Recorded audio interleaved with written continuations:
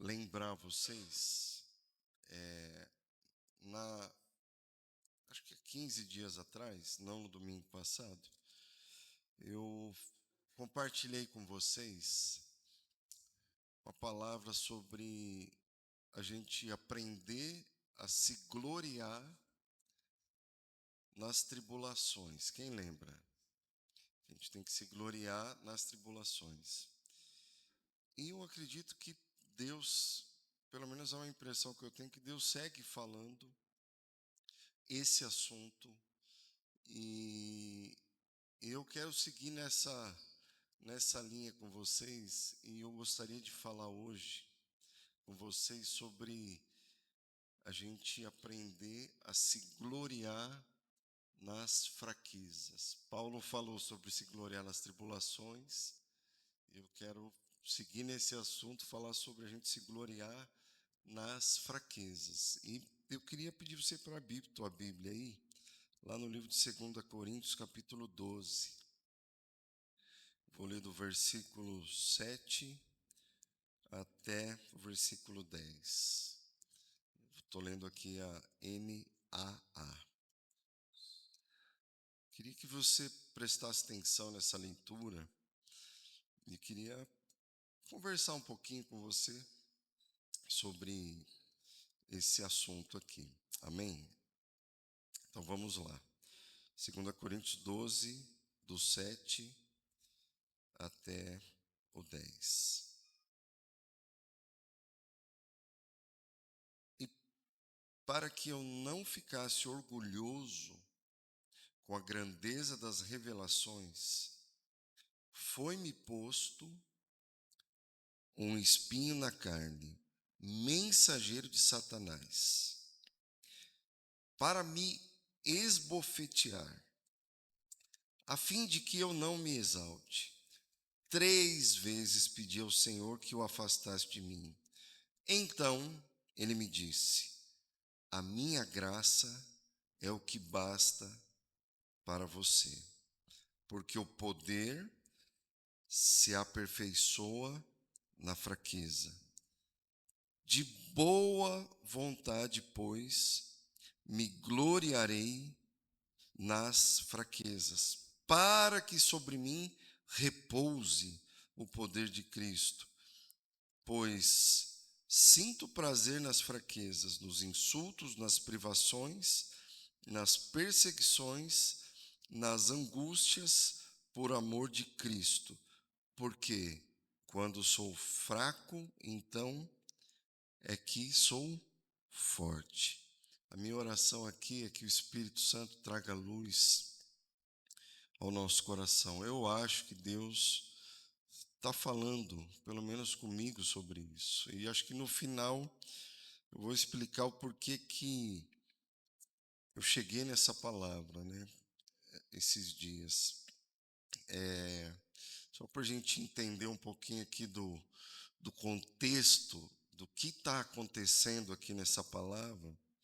Quando Paulo ele fala sobre isso, se você prestar atenção no começo do capítulo, ele vai contar, eu acho que ele estava falando dele mesmo, né? Ele fala, eu conheço alguém que subiu ao terceiro céu lá e teve revelações inefáveis, teve compreensões das questões espirituais muito grandes, tal. E logo em seguida ele fala essas coisas que a gente acabou de ler.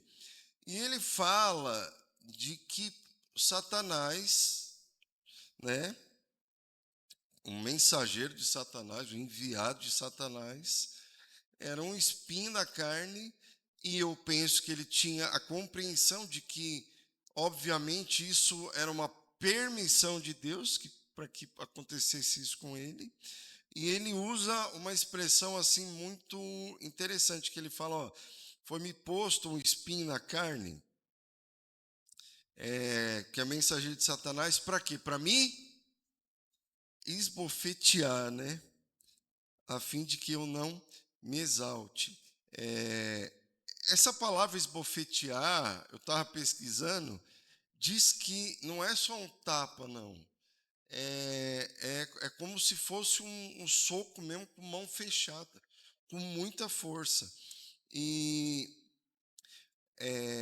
uma coisa que a língua lá, né, da Bíblia, no grego, ela tem alguns aspectos que eu até acho que no português tem também, mas aqui, por exemplo, o tempo verbal dessa questão, dessa palavra esbofetear, bater, é um tempo contínuo, ou seja, é uma coisa repetitiva, era uma dor constante e repetitiva. O tempo dessa ação que acontecia na vida dele era uma coisa que não parava, era o tempo todo que ele estava sendo assolado e afligido por causa daquilo.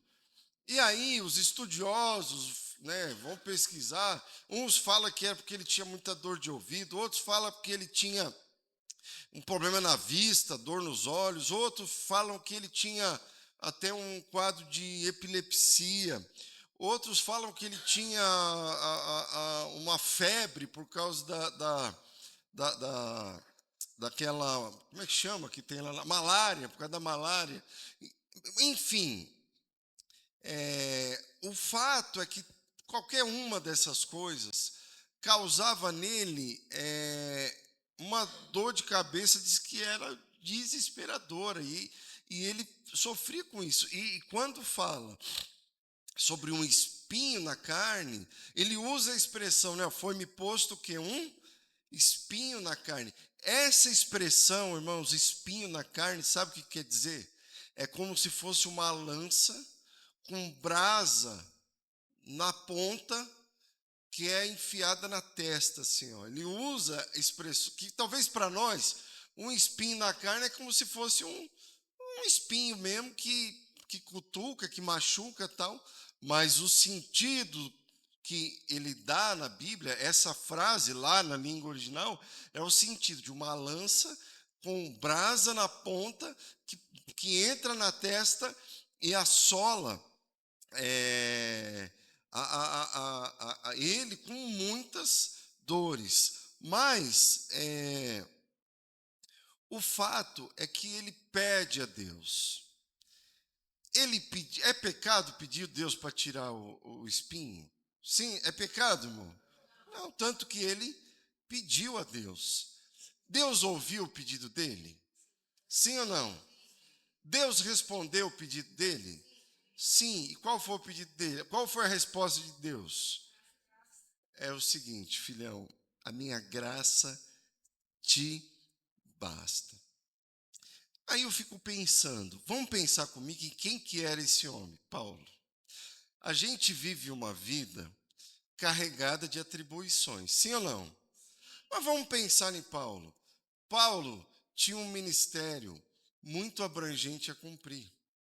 Ele tinha cartas para escrever, pessoas para visitar, pastores para cuidar, igrejas para consertar os problemas que tinha. Ele tinha viagens a fazer. A vida dele era muito intensa, ele era um cara carregado de muitas atribuições e responsabilidades. E ainda, em alguns momentos, para que ele não fosse pesado a igreja, para que ele não ficasse também na dependência da igreja, e também para ensinar a igreja acerca da generosidade, o que, que ele fazia? Ele vivia integralmente para pregar o evangelho, mas às vezes ele ainda assim trabalhava para angariar o seu próprio sustento. É possível, irmão, que eu fiquei pensando, falei, cara, eu acho que se fosse eu acho que eu ia sucumbir. Talvez alguém com tanta responsabilidade diante de um desafio desse, talvez alguém desistiria. Eu acho que talvez eu, não sei se eu daria conta. Mas quando a gente olha a revelação daquilo que Deus falou para ele, isso, irmãos, nos anima a olhar para nós e falar assim: espera lá, eu posso estar passando o maior perrengue na vida, eu posso estar vivendo o momento da maior fraqueza da minha vida, mas a graça de Deus, ela é suficiente para mim. Amém? E para você também. E tem algo interessante aqui que Paulo fala. E eu fiquei fazendo um paralelo, porque ele, antes de falar disso, ele fala de algo sobrenatural. Vamos ler aqui o versículo 1 do capítulo 12. Olha só. Vou ler o versículo 2 do capítulo 12. Diz assim: ó, conheço um homem em Cristo que há 14 anos foi arrebatado até onde? Terceiro céu. Se isso foi no corpo ou fora do corpo, eu não sei, Deus sabe. Eu sei que esse homem, se no corpo ou fora do corpo, não sei, Deus sabe, foi arrebatado ao paraíso. Eu ouvi palavras indizíveis que homem nenhum tem permissão para repetir. Desse eu me gloriarei, não porém de mim mesmo, a não ser nas minhas fraquezas. Bom, aqui, o que é importante a gente pensar? Se fosse eu, irmãos, se fosse eu, e talvez mais algum de nós, a gente ia fazer o contrário. A gente, aqui está falando que as coisas que ele ouviu lá no céu, as coisas que ele recebeu de Deus, as coisas que são inefáveis, né, coisas que são profundas, indizíveis, ele diz assim, ó, que a homem nenhum tem permissão de repetir. Mas se fosse eu, irmão, sabe o que eu ia fazer? Era arriscado eu me gloriar nas revelações que eu tive do céu e esconder o que as minhas fraquezas. Eu ia me gloriar daquilo que Deus me falou, daquilo que eu aprendi com Deus, que Ele me levou lá no trono, lá no céu, e não ia considerar ou me gloriar nas fraquezas. Mas a gente vai ver que Paulo repete aqui 3 vezes que ele se gloriava nas fraquezas. Versículo 5, ó, eu me gloriarei não de mim mesmo, a não ser nas minhas fraquezas. Versículo 9, ele diz de novo, mas eu me gloriarei nas fraquezas. E depois no versículo 10, ele vai dizer de novo, por isso eu sinto prazer aonde? Nas fraquezas. Ou seja, ele vai enxergar uma coisa, irmãos. Paulo ele vai enxergar que o que mantém um homem de pé é Deus, que não há nele capacidade nenhuma, condição nenhuma para que ele possa se manter, se sustentar, vencer, conquistar, chegar a algum lugar. Não. E uma coisa que acontece aqui, que é a resposta de Deus, Deus olha para ele e fala assim, ó, a minha graça, ela te basta. Ela é suficiente para a tua vida. Ah, mas eu estou vivendo uma coisa muito difícil. Então, mas a minha graça é suficiente. Ah, mas isso aqui está insuportável. Então, mas a minha graça é capaz de te ajudar a passar por isso. Paulo aprende. E aí, uma coisa que a gente precisa aprender, eu quero ler com vocês João, capítulo 1, versículo 16, que vai nos falar sobre algo assim tão maravilhoso. A Bíblia fala, né, que a lei foi dada por intermédio de Moisés. Mas diga comigo assim, ó, a graça e a verdade vieram por Jesus. Jesus foi aquele que nos trouxe, irmãos, o quê? A graça e a verdade. E João capítulo 1, versículo 16 diz assim, ó, porque todos nós temos recebido da sua plenitude, o quê? E graça sobre graça, né? Aí ele segue, porque a lei foi dada por Moisés e a graça e a verdade vieram por meio de Jesus Cristo. Então, é é interessante a gente olhar que a graça,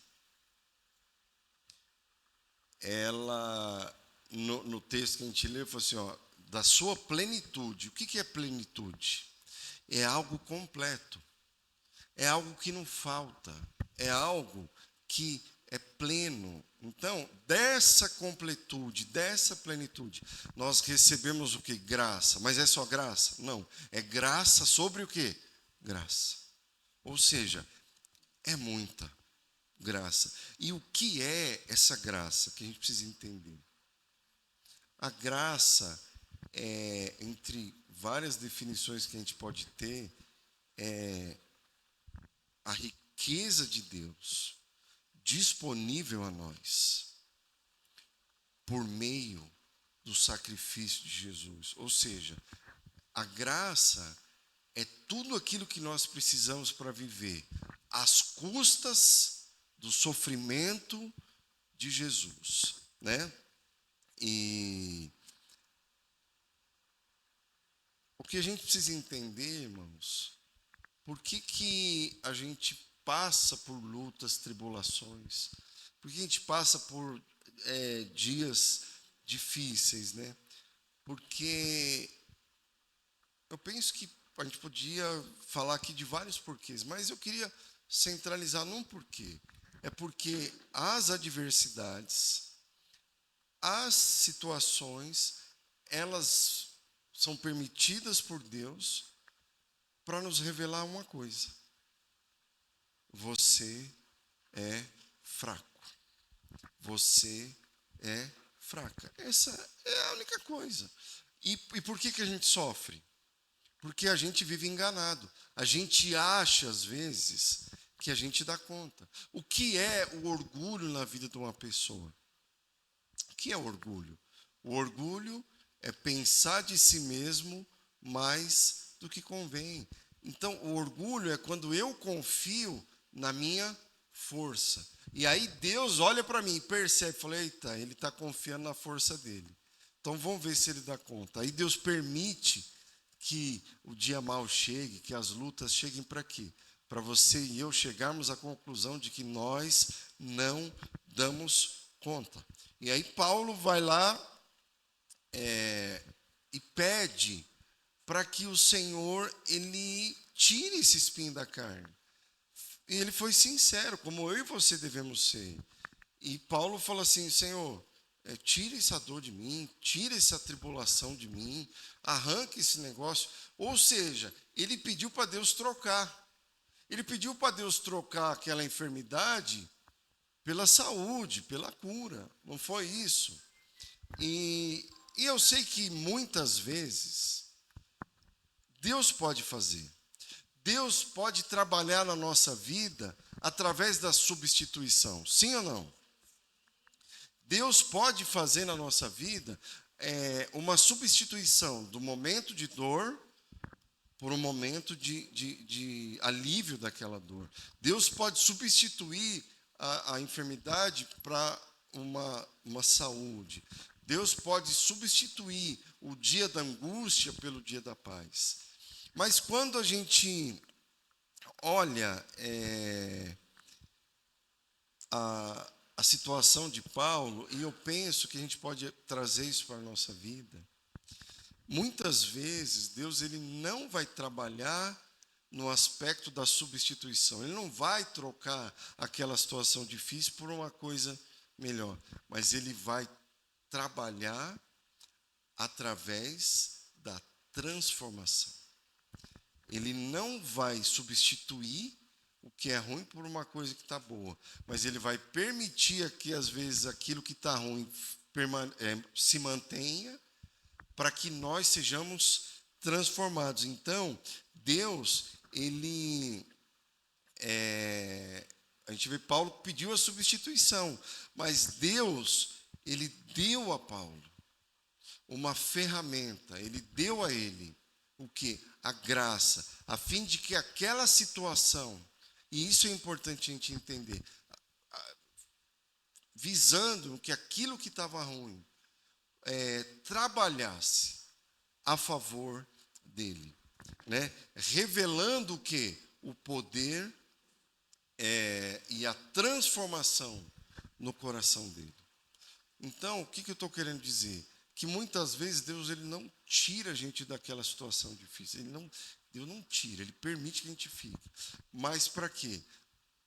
Para que aquela situação ela trabalhe a nosso favor e aquilo transforme o quê? O nosso coração. Quem aqui entende que o coração é ruim? Você enxerga que o coração é ruim? Ou você chegou num ponto já que tipo assim, não, eu acho que eu já estou legal, eu nem preciso tanto ir para a igreja, eu nem preciso tanto ler a Bíblia, eu também nem preciso tanto fazer oração, e esse negócio de estar na casa dos irmãos, de comunhão, eu nem preciso porque eu já estou assim ó, com ele já, eu já cheguei num nível tão legal que eu acho que eu sou uma boa pessoa, tá bom? Se você pensa assim, eu queria te dar uma notícia, você é cego, soberbo e está convictamente enganado, porque todos nós somos carentes de um coração transformado, sim ou não? É isso ou não é? Meu coração é ruim, irmão, se eu não luto, se não é essa graça de Deus na minha vida, meu Deus do céu, eu preciso. Agora, se eu e você estamos numa condição que a gente enxerga que o nosso coração é ruim e precisa ser transformado, como é que você acha que Deus vai trabalhar para essa transformação na nossa vida? Você acha que Ele não vai... Já aconteceu alguma coisa na tua vida que você ficou frustrado? Que você criou uma expectativa e no fim aquilo deu ruim, não deu certo? Já aconteceu com você? Oxe, poxa.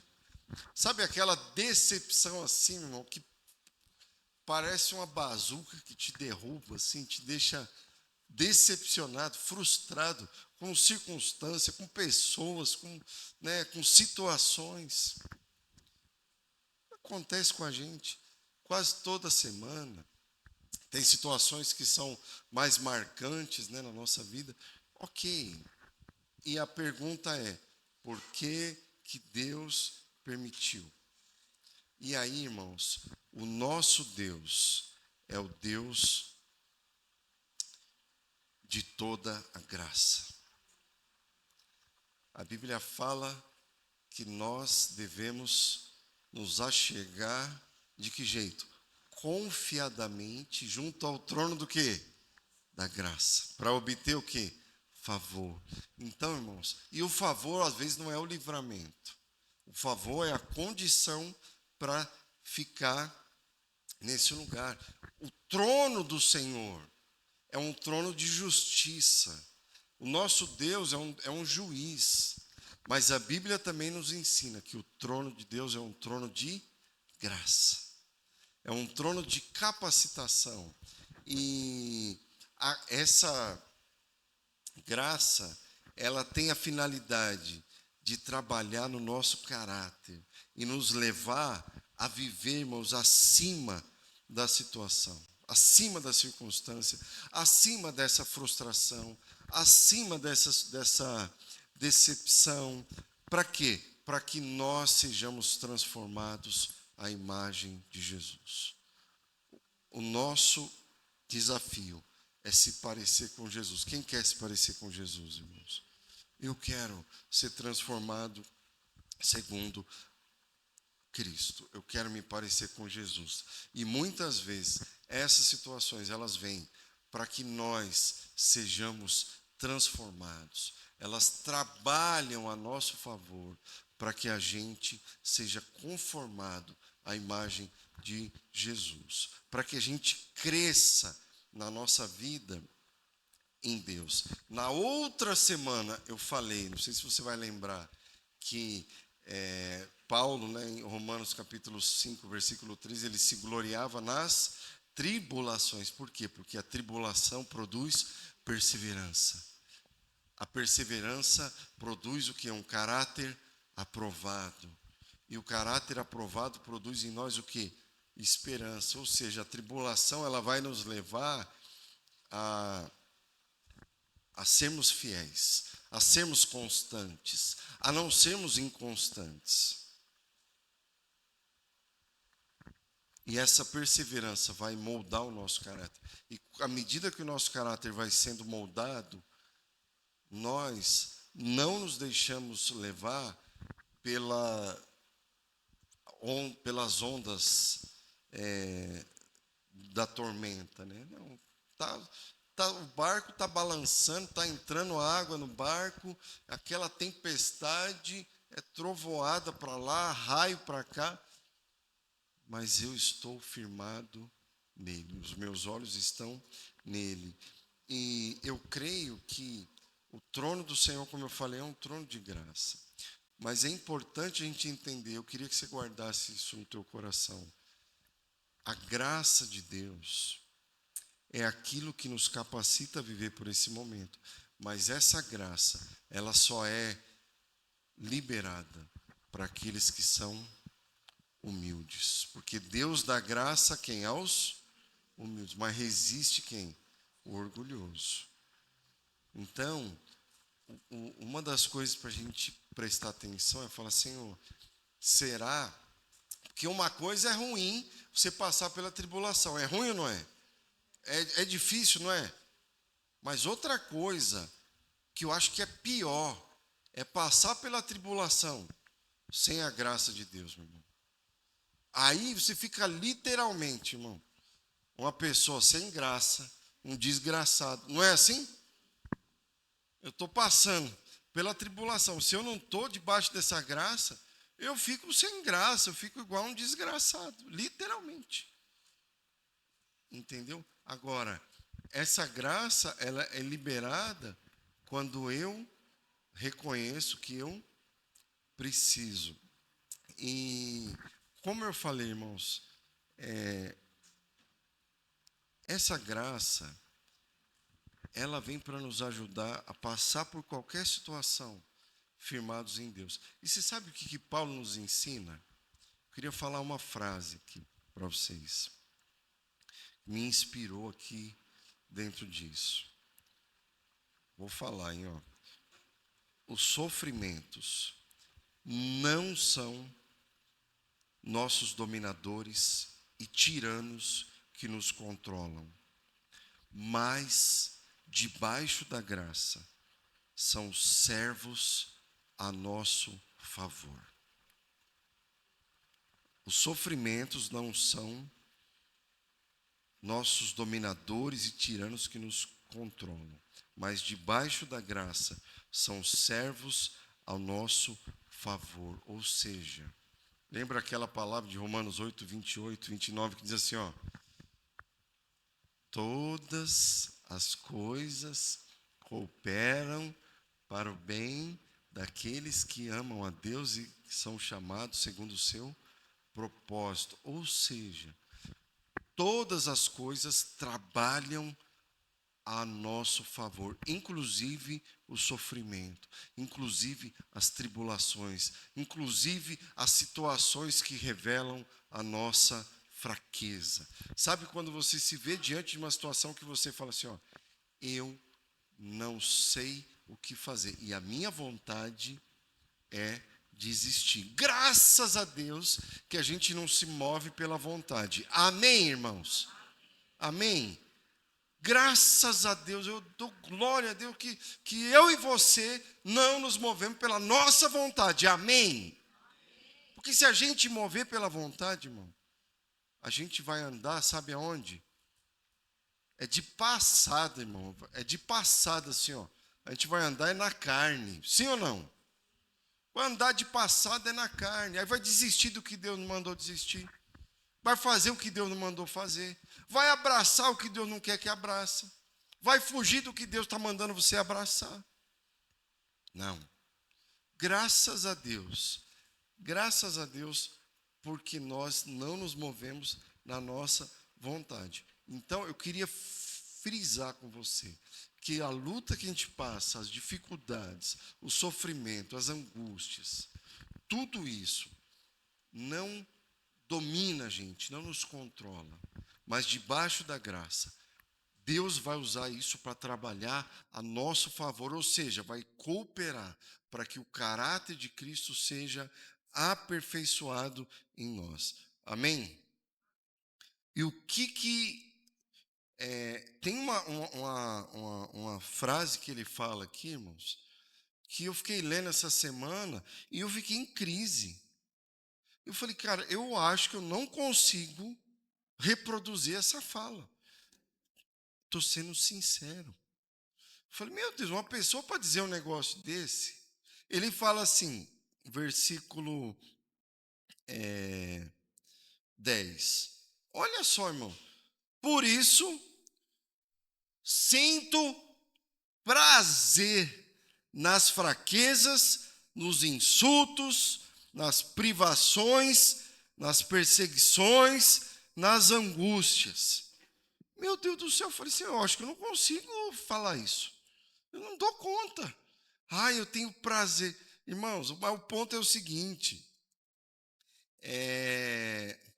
Ele não está falando que ele sente prazer porque ele gosta. Porque é uma opção pelo sofrimento. Porque aquilo está bom. Mas eu acho que Paulo, ele nos traz dois ensinamentos nessa frase. Porque ele fala, por isso eu sinto prazer nas fraquezas, tal, em tudo isso. Por que ele fala que ele sente prazer? Por dois motivos. Primeiro, porque ele sabe que todo esse sofrimento que ele está vivendo não é por causa dele, mas é como diz o finalzinho do versículo, por amor de Cristo.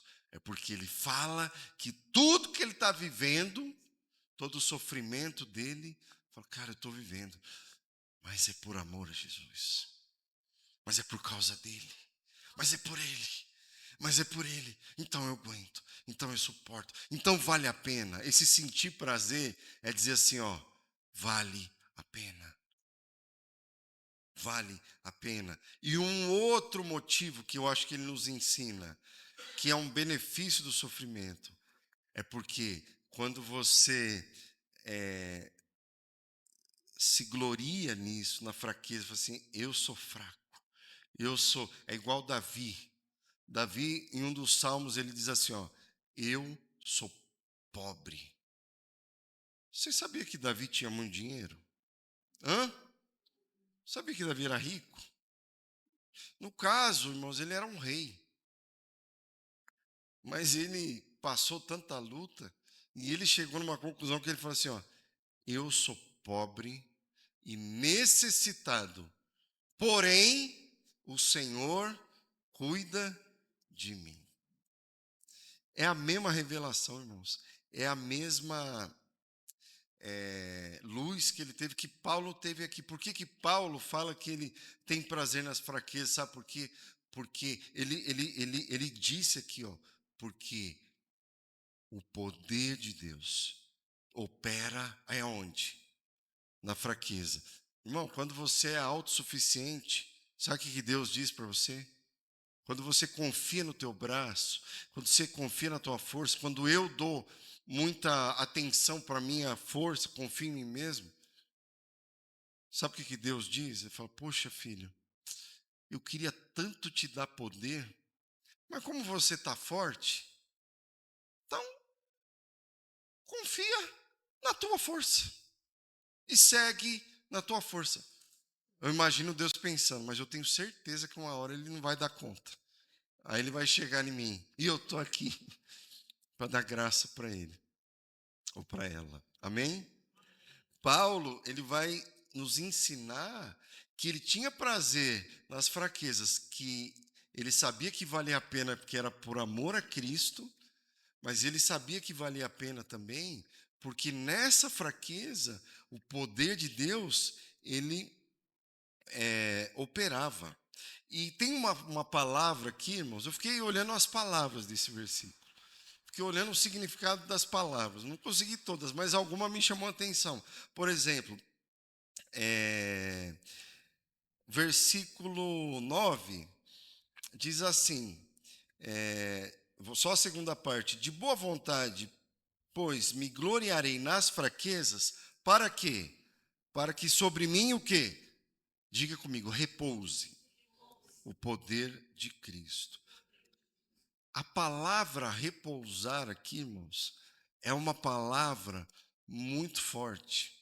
Essa palavra repousar, ela tem o mesmo sentido, por exemplo, de uma tenda que se levanta e se abre sobre um ambiente para proteger aquele ambiente ali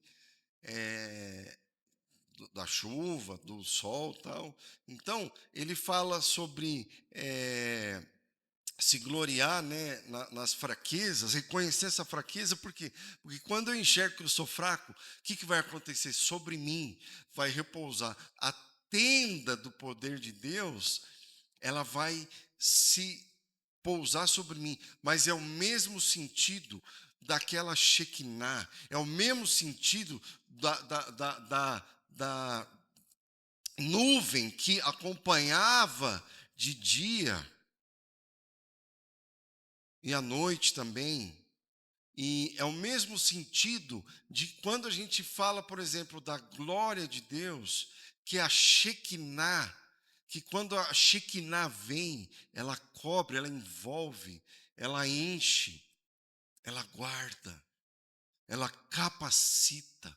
Então, quando ele fala, eu me glorio na fraqueza, para que sobre mim repouse o poder de Deus, é esse sentido de uma tenda, de uma manifestação muito clara desse poder de Deus que vem sobre mim. Se gloriar na fraqueza, então não é preferir o sofrimento, mas é aprender a tirar proveito de tudo isso. E estou chegando aqui no fim, quero ler mais um texto com vocês, que eu queria que você guardasse no teu coração esse texto, que vai trazer para nós uma luz e um chamado a reconhecer que, como a gente acabou de cantar aqui, né? Sem ti não há valor em mim, porque eu sou como o quê? Um vaso de barro. Eu não tenho condição, né? E 2 Coríntios capítulo 3, versículo 5 diz assim, deixa eu ver aqui.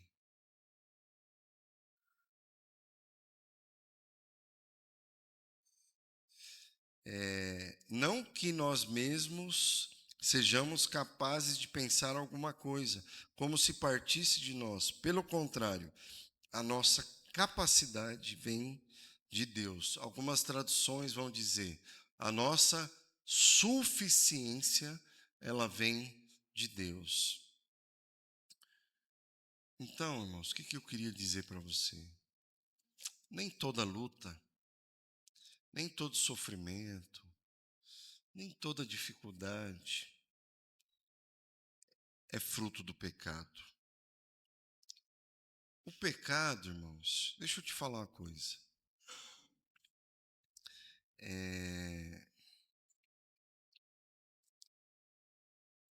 Às vezes a gente troca a ordem do que a gente devia fazer. Quem acha aqui que a gente deve fugir do diabo? Levanta a mão.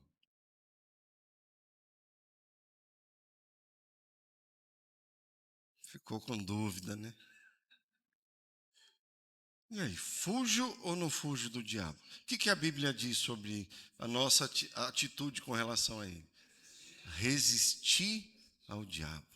E ele, quem tem que fugir de alguém na história, irmãos? Agora, quem acha aqui que a gente tem que resistir o pecado? Na verdade, eu acho que a gente tem que fugir dele, irmãos. Porque se você tentar resistir ele, você pode não conseguir resistir. Então, a melhor coisa, sabe aquele cara que vai lutar e na hora que vai brigar, ele fala, rapaz, eu acho que eu não vou dar conta. O que é melhor fazer? Quando eu era adolescente, eu era briguento, mas eu não era tonto. Porque às vezes, quando eu sabia que eu dava conta, eu ia para cima. Mas quando eu sabia que não ia dar conta, o que eu fazia?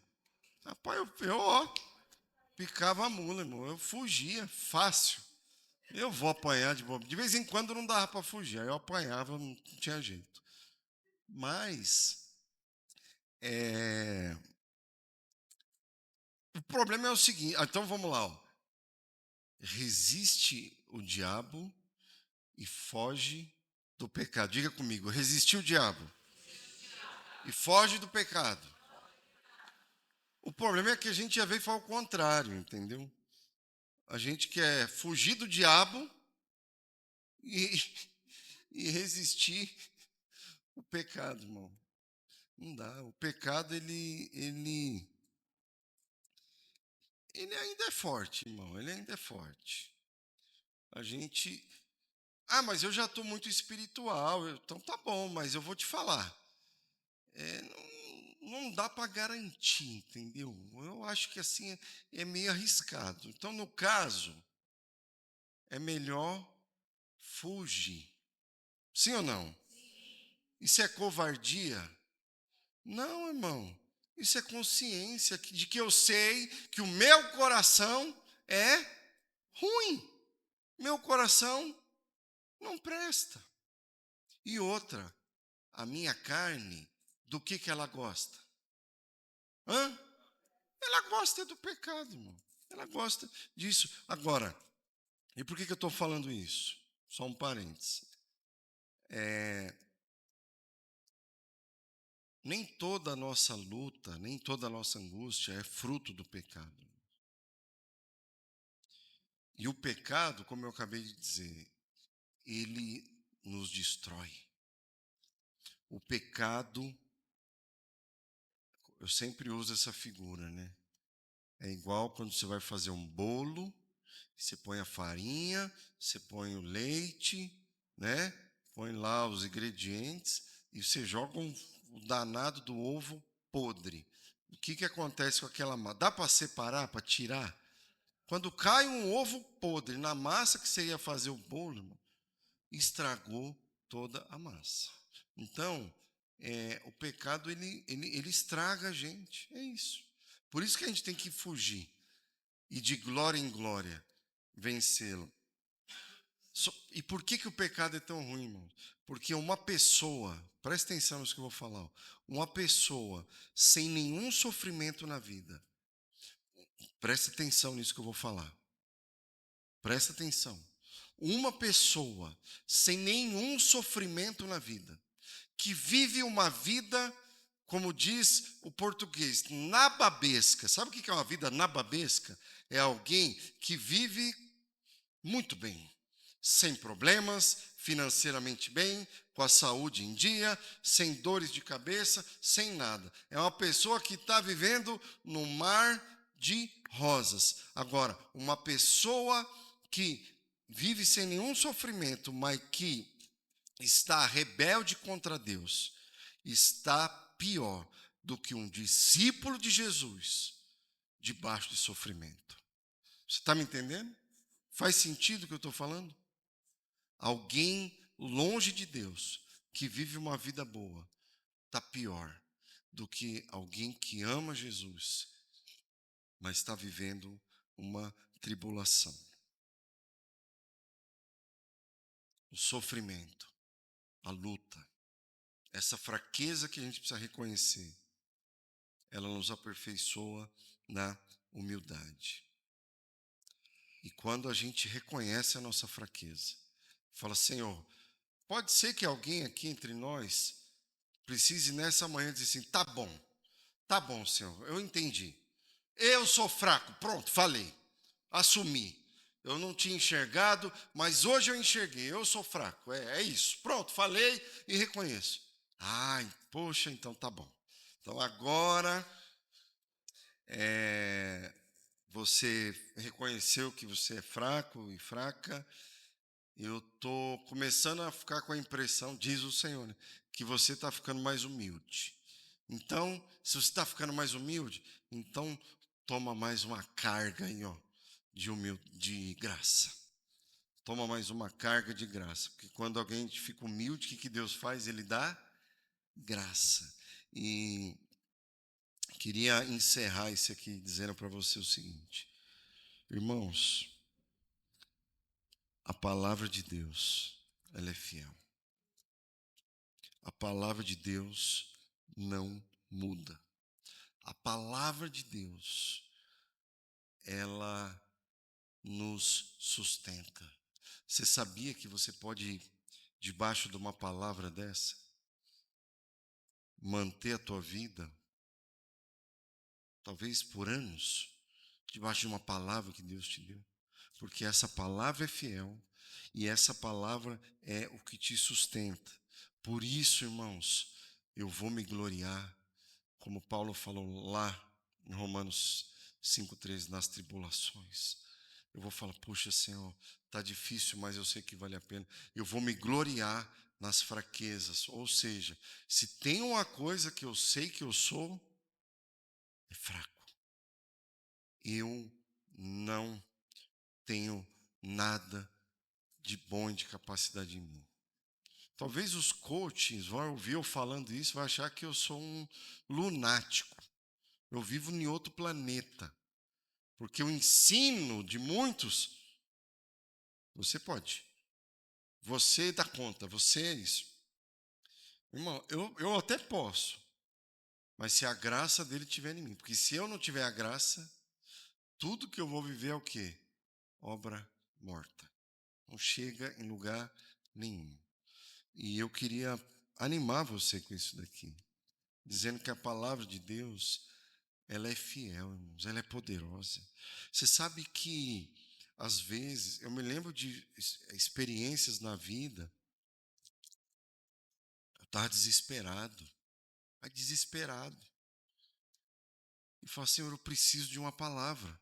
E eu me lembro de uma vez que eu estava tão angustiado, eu era jovem, solteiro, mas eu estava tão mal assim, por um monte de coisa, por até pecados que eu não conseguia vencer na minha vida. E eu me lembro de um dia que eu comecei a chorar muito e falei assim, eu não aguento mais, fala comigo. Olha, eu vou pegar minha Bíblia, eu não acho que isso tem que ser uma doutrina, mas de vez em quando, irmão, até funciona. Mas não é para você ficar fazendo isso todo dia, tá errado, tá? É de vez em quando só, no dia do desespero, assim, pode ser que dê certo. E eu falei assim, Senhor, eu não aguento mais, eu estou a ponto de desistir, fala comigo. E pá, abri a Bíblia assim, ó. E aos prantos, o, o texto que apareceu assim foi, os que com lágrimas semeiam, com júbilo ceifarão. Quem sai andando e chorando voltará alegre com os seus feixes, com o seu fruto. Irmãos, naquele dia virou uma chave dentro de mim, sabe por quê? Porque Deus me deu uma palavra. Me deu uma palavra. E eu tenho certeza que muita coisa que eu colho na vida hoje, de Deus em Deus, foi porque lá atrás, há quase 30 anos atrás, Deus me deu uma palavra. E eu queria encerrar isso aqui com você dizendo assim, ó, como é que essa palavra chegou no meu coração esses dias? Foi muito interessante. Porque eu ainda tô lutando com a falta da minha filha em casa. Isso é uma luta. Quando o assunto começa falando assim, já vem aquela vontadezinha de chorar já, mas eu me seguro, tal. Não passa, né? Só que quando foi no final de semana passado, a Júlia ligou e ela não estava bem, estava mal, estava mal. Paula ficou desesperada, eu mais ainda. Falei, filha, quer saber? Vou comprar uma passagem, você já volta. Estava angustiada lá, sozinha. Aí ainda ela foi lá na cidade para ver se comprava uma fruta lá. Ela falou, gente, olha isso daqui. Aí mostrou o vídeo assim, ó. Não tinha ninguém na rua, 2 horas da tarde, sei lá, não lembro que hora que era. De dia, meio-dia. Mas não tinha uma alma viva na cidade. E ela falou assim: eu já estou aqui 1 hora, porque eu vou ter que ficar esperando a balsa para mim atravessar para onde que eu tenho, e ainda vai ficar mais 1 hora, sei lá. E ela falou, e a gente ficou desesperado, ali preocupado com ela, com a emoção dela. E aí a Paula propôs ela da gente orar e da gente jejuar junto. E animou ela, falou: filha, busca uma palavra. Pede a Deus para falar com você. Que Deus vai falar contigo. Vamos orar aqui, Deus vai ministrar teu coração. Aí passou uns 2 dias, quando ela ligou, era outra pessoa. E ela falou assim: vocês não sabem o que aconteceu. Hoje de manhã eu estava no meu devocional e eu pedi a Deus para falar comigo. Eu falei: Senhor, eu preciso de uma palavra. Eu preciso que o Senhor fale comigo. E orou, fez lá o devocional, fechou a Bíblia, fechou o livrinho lá do devocional. E ela falou que na hora veio um texto na Bíblia, na cabeça dela. 2 Coríntios, capítulo 12. Aí ela falou, nem sei o que está nessa palavra, nem sei o que está lá nesse texto. E aí ela disse que leu o capítulo todo, mas quando ela chegou nesse texto que nós compartilhamos aqui nessa manhã, ela disse que a palavra encheu o coração dela. Que o poder se aperfeiçoa na fraqueza, tudo isso aqui que a gente já leu já. Então, quando ela compartilhou, eu falei, puxa, me edificou, me abençoou também. E eu queria repartir contigo, dizendo que a palavra de Deus é fiel e que Deus, Ele permite às vezes que a gente passe por lutas, a fim de que nós sejamos transformados, a fim de que a gente possa chegar lá na frente, olhar para trás, poder dizer, como Davi, né? Algumas falas que a gente não entende, mas eles falam depois de terem vivido. Quando ele olha para trás e fala assim, fazendo um resumo de tudo, fazendo uma conta de tudo, ele fala assim, foi-me bom ter passado pela aflição. E quantas vezes a gente olha para trás e fala assim, era o que eu precisava. Foi aquilo que eu necessitava. Então, irmãos, eu queria orar com vocês, animar você, dizer para você assim, a graça do Senhor é suficiente na tua vida. Essa capacitação de Deus para você viver de maneira justa, sensata, piedosamente, ela é suficiente na tua e na minha vida. Amém?